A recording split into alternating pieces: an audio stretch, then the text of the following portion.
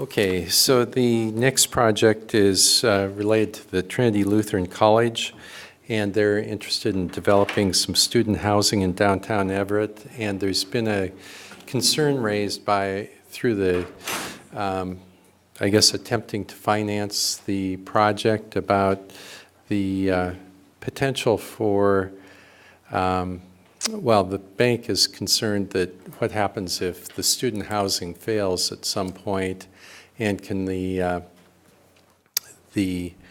property be used for market rate housing? And one of the considerations that we had, or one of the concerns we had, was parking, and there is parking available in the old Bond parking garage, and that parking meets code, whether it's market rate housing or student housing. And Kathy Reynes and John Reed are here today. Kathy representing the developer and John Reed representing Trinity. So I'd like to turn the presentation over to them. Great. Good evening. Thank you for having us back. We appreciate the opportunity to be here once again. Just really quickly this evening, we want to give you an update on the Trinity Housing Project. Want to remind you of Trinity's commitment to the city of Everett, talk a little bit about the ordinance changes, and then, of course, address any questions that you might have tonight. I want to step back and just kind of share with everybody why we're back here, and probably more importantly, why we're back here is Co's Development versus Footprint Investment, which was the original organization that put forth this ordinance. And some of you may or may not be aware, but Footprint Investment's founder and investor into this project originally passed away in May, which caused us to have to find an alternative path to getting the Trinity Student Housing Project completed. The 3 of the 5 members of the footprint management team formed Co's Development, so it is by and large the same executive team that was in place when we came before you with the Footprint Investments proposal. Co's has entered into an agreement with the Potter family to acquire the parking lot to build the student housing. And so that's why you have an orange presentation versus the green presentation, and you see Co's versus Footprint. And I think that that's important to understand because that's what has brought us back here. As we went looking for a new investor to invest in this project and went to find a new financial institution to finance the project, we ran into a couple of stumbling blocks. And so it's caused us to have to be creative about how we are putting this project together to ensure that Trinity gets their student housing. And we're asking for some changes to the ordinance to be able to allow us to meet the needs of the investor and the financing requirements. So Co's is a student housing, micro-housing developer. We have 4 student housing projects that are in process and an equal number of micro-housing development projects that are in process. The micro-housing development projects are actually not in Washington State. They're out of the area. They are in, however, urban, downtown, dense areas, which is a big part of Co's strategic plan. The investor that we have identified is out of the Seattle area. I will tell you that we looked actively for an investor for now what's been almost 5 months, and this is the first investor that we've found that is interested in coming to the Everett market and interested in student housing. And so we are very thankful that we have an investor who is willing to move forward with us on this project. The investor has requested, and the college has agreed to, a 20-year master lease versus a 10-year master lease. And I share that with you because I think it speaks very highly to the commitment of the college to this project. the foundation will be guaranteeing the master lease, and the ordinance change from our perspective, is a contingency ordinance change only, and I'll talk about that as we get towards the back and we talk about all of the requirements that go along with the ordinance change. We've already talked about the lender challenges. Our previous investor in this project was very, very strong, and it took a very, very strong investor to get this type of project through the financing process with the restrictions as the ordinance was originally written. That's creating obviously some challenges now that we don't have the same investor that we had previously. And then the last thing I want to talk about is sort of the status. So we are moving forward, and we have reengaged a team to get this project up and running with the intention of having a college student housing for Trinity by January 1st of 2016, December 20th at the latest, so he has time to get furnishings in place and get the student housing open for his students prior to the winter term.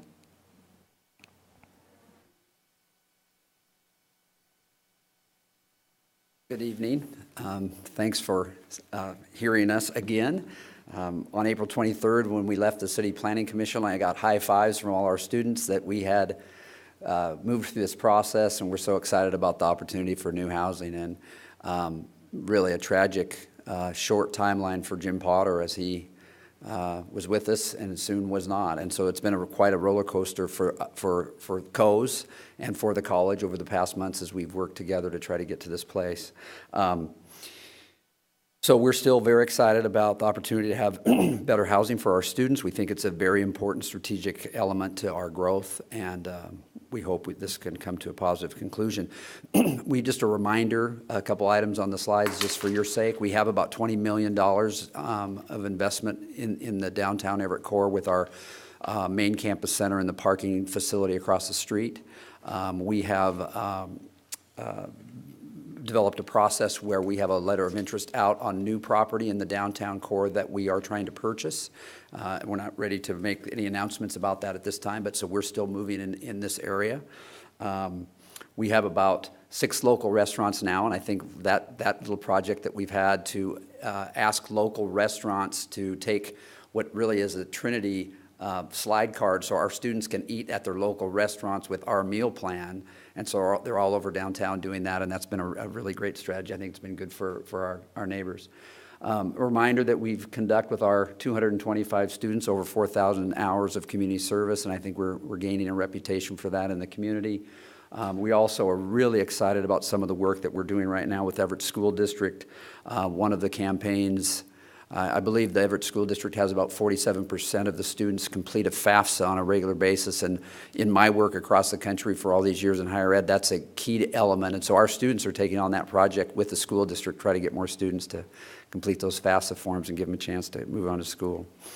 This fall, we enrolled the largest class in our 100-year history with over 100 students coming to the school, and we're at 235 this fall, so we're pleased about that. And our new home in Everett was the 89 number. That's when we moved to this community, and so it's been a good place for us, and we're thankful for that. Also that our commitment to this area, it's not just with the college president or our faculty and staff, very much our board of directors, the educational foundation that is going to be part of this project.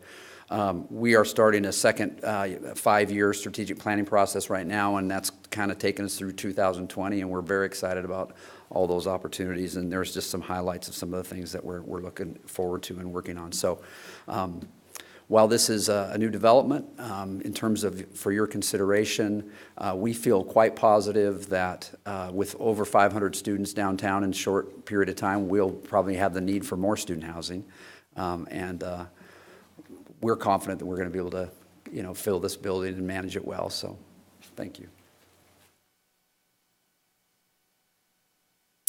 So I just wanted to remind everybody of the partnership with COES and Trinity Lutheran. It really hasn't changed since the original presentation.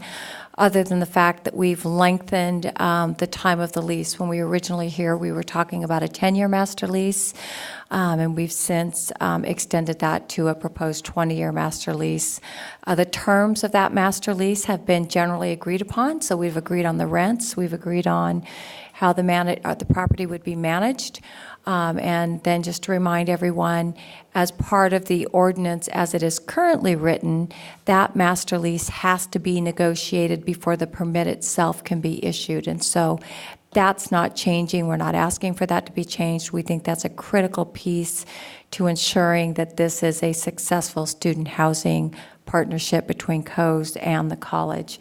So again, with the exception of the 20-year master lease, the rest of this was in place with the original proposal and the original ordinance.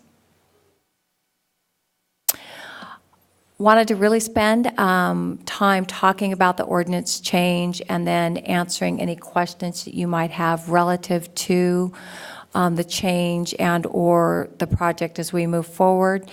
I can't stress enough that that proposal ordinance change is contingency only, and if you read it, hopefully it reads as if it's contingency only. Having reviewed it, it has a number of hoops that we would have to jump through before it could convert to market rate non-subsidized housing, which includes Trinity defaulting on the master lease, which we don't envision would happen. It requires us to reach out to Everett Community College for student housing in that location. It requires us to reach out to WSU for student housing in that location, and or any other university that might be in the area at the time. So we, COES, are committed to that facility being a student housing facility. Having said that, I think part of this, frankly, is driven from the massive recession that we've just recovered from. People just tend to be a little more cautious about entering into agreements that are very restrictive. So looking for the change as requested. The change as written requires that it be one-for-one parking in the parking garage and that there be a recorded deed restriction against the parking garage relative to that parking arrangement. Other than that, the rest of the requirements remain in place, and again, I want to stress that. Still requires that we have a master lease to get our permit, still requires that we do the parking monitoring of the parking garage situation as a part of getting the permit, that we put the study forward to get the permit, that the deed restriction be recorded prior to getting the permit. So all of those other provisions remain in place. At this point, I would just ask any questions. Kathy, you mentioned in your presentation that one of the provisions would kick in if Trinity, Everett Community College, or Washington State University, or any other institution would not step up, but yet the resolution that we have before us doesn't say any other. It just lists out Trinity, Community College, and WSU. So would that be a change from what we have in front of us? You know, I honestly can't answer that question, but I would be comfortable if the ordinance were changed to read and any other institution. Okay. Thank you. The 20-year master lease as opposed to the 10-year master lease. So that is sort of it's an additional commitment on the part of the lender? That's actually an additional commitment on the part of the investor. Okay. I will tell you that the lender certainly was in favor of that additional commitment because that makes the master lease consistent with the terms of the financing arrangement. Thank you. Kathy, how about the financing itself? Is it a 5-year? Is it a 10-year? What is your What we're looking at is a temporary construction, temporary financing with takeout financing from a government agency, and that would be a 20-year takeout. So the ask is from the construction lender, or is it from the long-term government agency? The original feedback was from the construction lender. And you and I both know the banking industry maybe too much. What, 10 years down the road, does this institution have a record of pulling notes and changing loan agreements and, or No. SBA kind of, sort of? Yeah, it would be a government agency, and I can't imagine that they would pull the note or call the note. Kathy, my questions are about the type of physical structure that student housing is, the physical features of the apartments versus micro-housing. And I think I recall from our previous discussions that these are very, very small units, that they do not have kitchens. In them, they have like a studio kitchen with a small refrigerator and a microwave, but they are not, in my impression is that they are not being built with a market rate end user in mind. So can you describe for me the difference between the features of the units as built for student housing and then what you would build in the marketplace right now as micro-housing? Thank you. So the differences are, so the student housing is built just that, it's built for student housing, and it is exactly as you described it. The average square foot of the rooms is roughly 188 square feet. We're not through with final design yet, so obviously there's some room for that number to change. It has what we refer to as kitchenettes in them, so they've got a food preparation area, they've got microwave, a small refrigerator. They are a dorm room. The difference between that and our micro-housing really is going to be driven by the code where we're building. So, for example, in Detroit allows us to have 2-burner stovetops in them. And so in Detroit, we're putting in 2-burner stovetops into those rooms. The rooms themselves, frankly, aren't significantly bigger.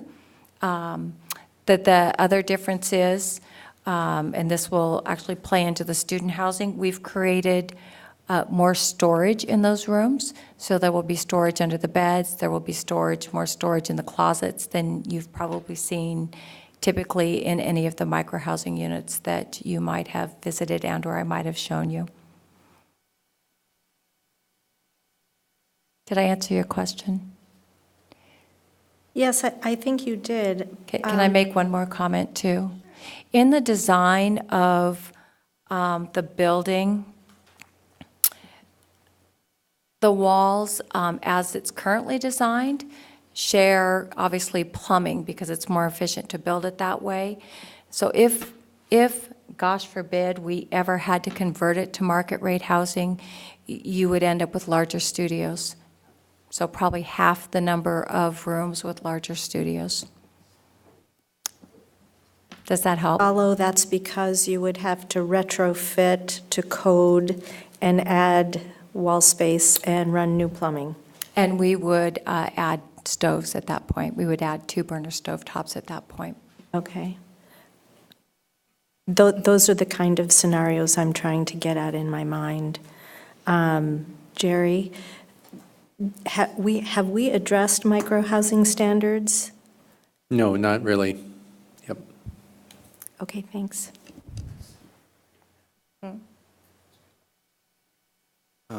There was a recent issue that hit the news in Seattle, I think it was, about micro-housing, and it was a requirement based on the kitchen, either a communal kitchen or individual kitchens within those units? Is that, do you remember? Do you know what They're I'm- shared kitchens. Okay, The city of Seattle allows, the way they define a dwelling unit is the number of rooms that share a common kitchen. uh-huh, And so it was historically, a dwelling unit was 8 rooms that surrounded a shared kitchen.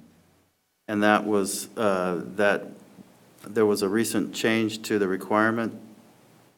Wasn't there just a recent development that occurred that affected that, whether or not that was permitted or not, or can you share any of that? Do you know what I'm referring to? I assume you're talking about the court ruling that came out several weeks ago, Uh-huh, which changed the way you did a dwelling unit count. okay, And basically what the results of that ruling is that micro-housing projects have to go through design review now in Seattle. okay, And that's the implications of that ruling. They actually, with the new legislation that got passed night before last, they actually had to go through design review anyway. So okay. not a big implication. So are these going to be individual dwelling units, each of these, or?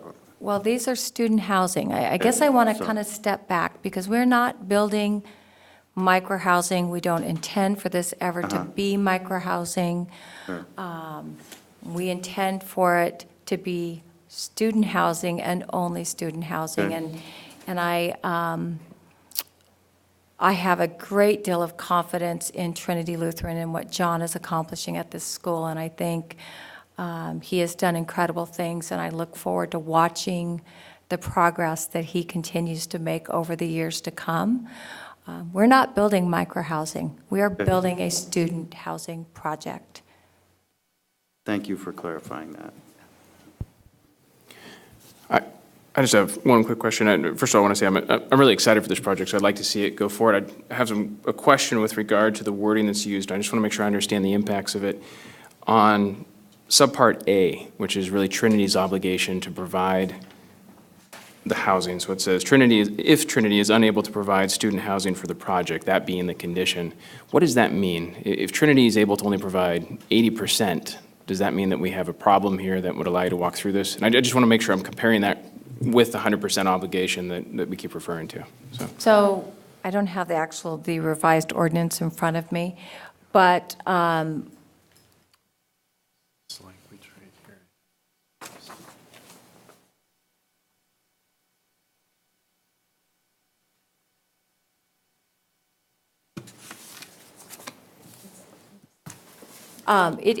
it is literally, Trinity wouldn't be the tenant for that project. It's not that if Trinity couldn't lease all 100-plus rooms. It's not referring to that, because the actual lease agreement itself addresses that issue. Basically, what the lease agreement says is that Trinity is responsible for master leasing all 100-plus rooms. They have the option to sublet it to another university in the event that they can't lease all 100-plus rooms, but the master lease addresses them being responsible for it. So this A, TLC is unable to provide student housing, means that TLC has walked away from the project altogether. Okay. Thank you for the Thank you, clarification. Fred. Thank you for the clarification, for the question. In the event of that you guys want to move on, does Trinity have first right to purchase? In the master lease itself, Trinity has a right, an option to purchase. It has a first right of refusal in the event that COES would be approached by a third party to acquire the building. So yes. And then you said that this building was going to be built in the parking, or you're buying the parking lot parcel? Correct. And building over the top of the parking lot.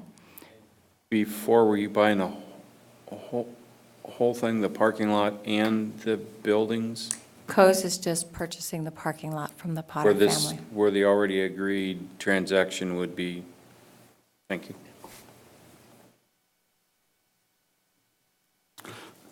I'm not sure if this is for Jerry or Kathy, but it appears to me that, and I'm looking at the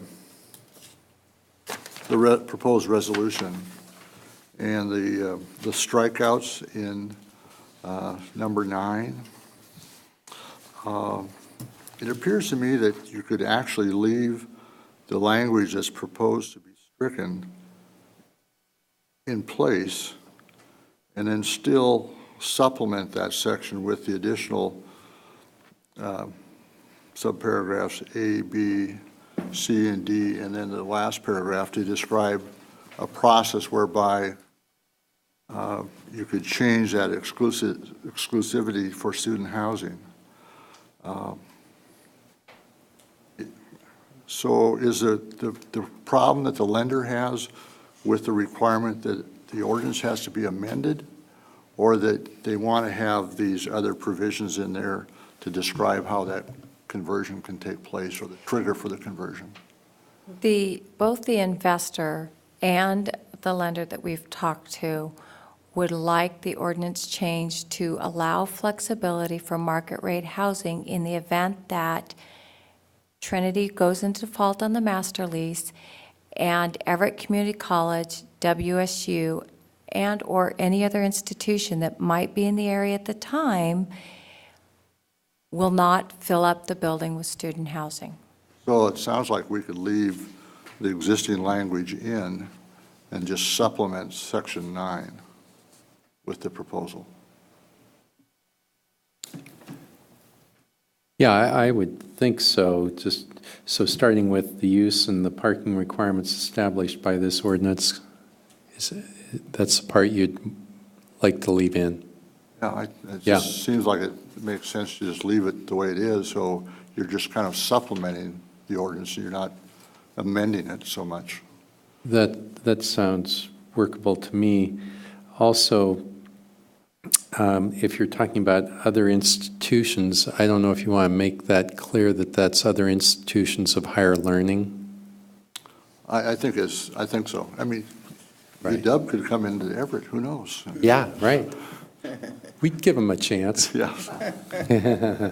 And then I don't have the ordinance in front of me, and so I don't have that section 9 that you're referring to, Commissioner Sam, but I think the one piece too that I want to make sure gets clarified in the ordinance is if this ever gets enacted, that the one-for-one parking in the parking garage remains in place. Because if you remember how the ordinance is originally written, is after we have stabilized occupancy, we're going to do a parking garage study and determine what the actual car usage is. And then at that time, potentially consider reducing the one-for-one. So I'm not looking at this, but I would want to make sure that this ordinance read that if this were to ever happen, that one-for-one requirement automatically go back into effect if it's since been changed. Oh yeah, it's in the paragraph that's added. I just wanted to make sure that somehow wasn't getting eliminated.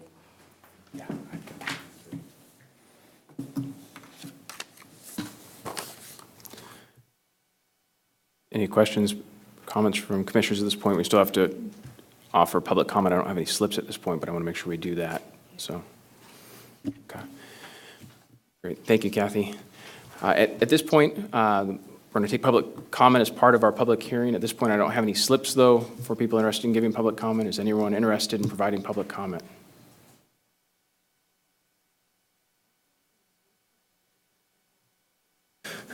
That's fine.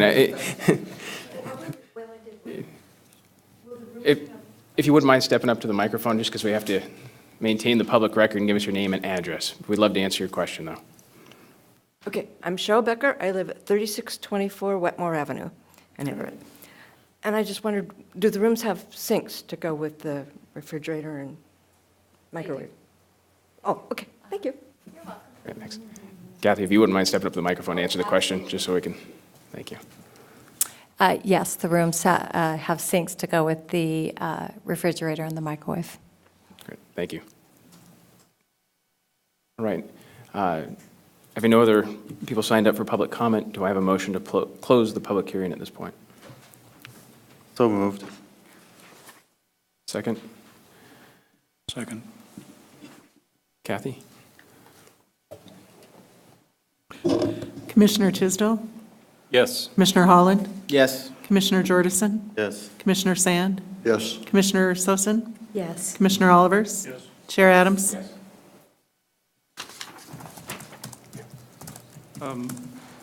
Commissioner Sand, if I understand your suggestions, does this get at it with regard to the other institutions of higher education at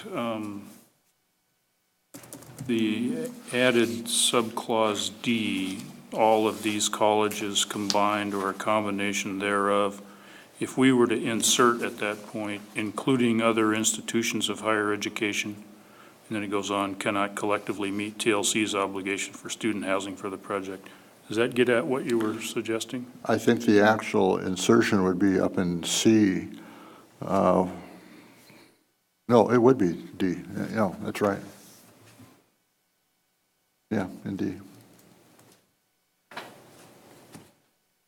Claire, are you done? Just make sure. Well, I was thinking that I would therefore recommend an amendment to the resolution presented to us, which doesn't have a number yet, to remove the strike-through in Part 2, which is amending Section 9 in the original ordinance. And then in the additions, after the strike-through, insert the language at D after thereof, including other institutions of higher education.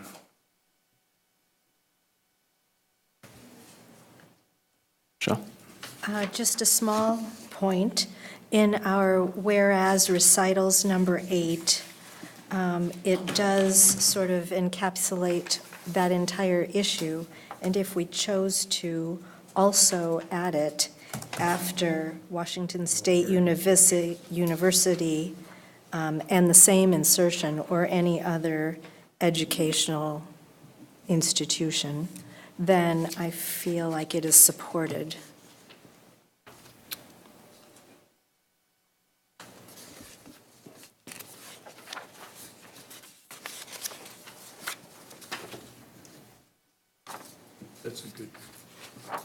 That's a good catch that I would suggest be included in the recommended amendment. I just have one additional comment on the strike-through on number 2, number 9. It references as described in subsection 6, but we don't have the subsection 6, and I just don't know what subsection 6 reads. So I don't know if striking through or removing the strike-through this, I mean, was 6 omitted, or I guess that's just one concern that I have, is that we don't have subsection 6 to refer to, and I'd like to refer to that in order to understand what. Jerry Irvin again. It's fairly lengthy, but it reads, when the footprint building reaches 90% occupancy for a period of 3 months, footprint shall provide the city a parking monitoring report prepared by a qualified professional or with expertise in analysis of parking and transportation to document utilization of on-street parking by building tenants and utilization of off-street parking spaces reserved in the TLC parking garage. This plan will be reviewed by the city traffic engineer and the planning director to determine if tenants are impacting the supply of on-street parking spaces and how many spaces are being used in the TLC garage over time. If utilization is consistently lower over a period of time approved by the city's traffic engineer than required in this section, the city may reduce the required amount of off-street parking required in the TLC garage to the number determined by the planning director and city traffic engineer to be necessary to provide adequate off-street parking, and authorize an amendment to the covenant recorded on both properties accordingly, provided it is first approved by the planning director and the city attorney. Thank you. Clarification, Jerry. The covenant running with the garage is in perpetuity for those 100 spaces, regardless of whether in the interim they are required to hold. Yeah, I think if they could address that, I haven't actually seen that, so are you aware of the garage agreement and how that's worded? I have seen a draft of the restriction that's recorded, that's to be recorded against the parking garage, and it is into perpetuity, and it is for the 100 stalls. It hasn't been recorded yet, but that's at least the last draft that I saw. Thank you. All right, other comments, questions, or are we ready? Can I just make one more? Sorry. Yeah. I don't know if I'm out of order. One of the things that I had talked to Planning Director Giffen about was changing reference to the developer by name.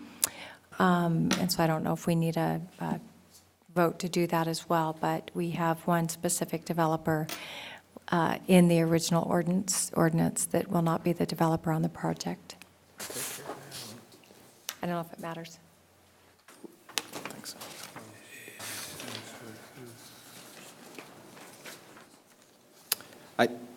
Chair, I think council will likely take care of that in the final adopting ordinance. I think it's just the minor changes before us in the resolution is my opinion. But. Yeah, I was just reviewing to make sure it hadn't been addressed already somewhere, and I don't recall seeing it, but I would agree with that. All right, so I've heard a number of amendments or proposed changes to the whereas clause 8, and then part 2 of the actual amendment, and that's section 9 of the original ordinance, and then part D of that. So at this point, are we ready to start working on a motion? Do we have other questions or comments? One other comment or suggestion would be to add to our resolution a number 3, which just references that we recognize Cause Development as the primary developer of the project and request, conversion of the language to reflect that. I don't know if that needs to be added, but we could do that simply, I think. What's a simple way to do it? Ours is a recommendation, and then in the city council provisions, we can make the changeover. Okay, So, thank you. I'd be willing to make a motion to forward the resolution with any amendments that have been made if they are not in conflict with one another. all right. Do you mind if we walk through the changes together? Not at all. Just to make sure we get them all on the record? Sure. Okay. Claire, if you wouldn't mind, would you mind leading us in that conversation? I noticed that you've taken good notes on the changes, starting with the one on the first page of the resolution, part 8. So I'm going to move an amendment to the resolution before us, starting with whereas, first whereas sub 8, inserting, or actually striking the or between Everett Community College and Washington State University, and inserting after Washington State University or another institution of higher education. And then in the enacting clause of the resolution, part 2, removing the strike-through in the stricken portions of the original language of Section 9 of the ordinance, recognizing that the developer's name would need to change, and leaving the rest of the additions and adding at sub D, after thereof, including other institutions of higher education.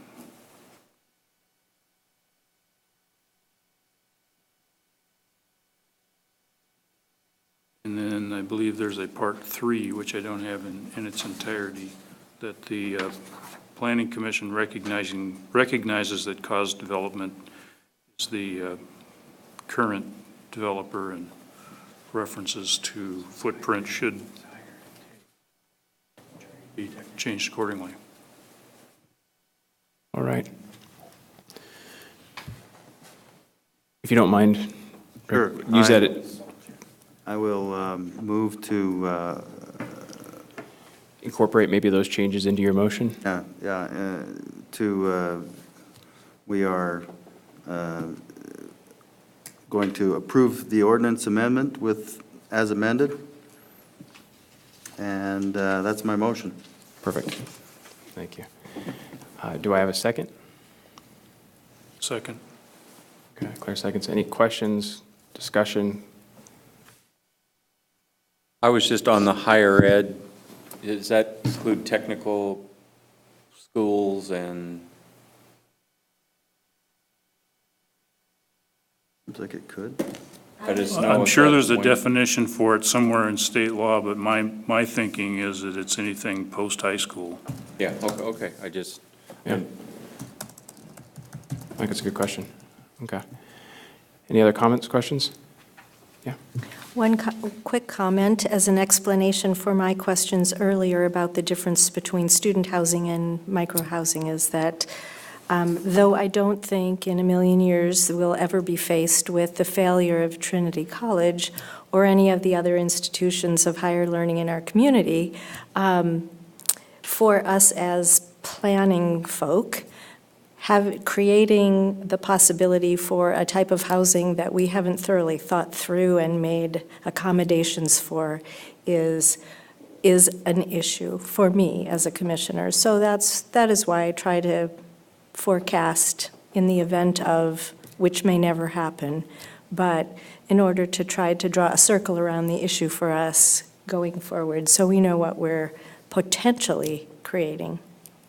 Thank you. Good clarification. Any questions, comments from anybody? All right, Kathy?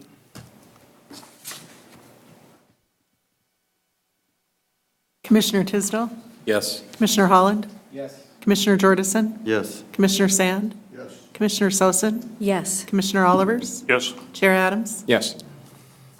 All right, that concludes item number 2 on the agenda. Good luck with the project. Thank you for the presentation. And Jerry, great job leading us tonight. I appreciate your work and the presentations, including running back and getting the code in the middle of the process. So thank you for that. Are there any comments or housekeeping issues that you're aware of that we need to discuss? No, I don't believe so. I think we're good. Okay. Any questions from the commission? Next meeting. And do you know the next meeting? 2 weeks. I think everyone got a copy of the notebook from the port. I believe that there's been some pressure to move through that faster, but we want to make sure you have an opportunity to review all of that. So I imagine that will probably be a workshop at our next meeting. So Yeah. Okay. Okay. November 4th. 4th. All right. We got the housing element and sustainable climate change next meeting, looks like. Okay, great. So we got a little while. Okay. Thank you, everybody. We'll adjourn.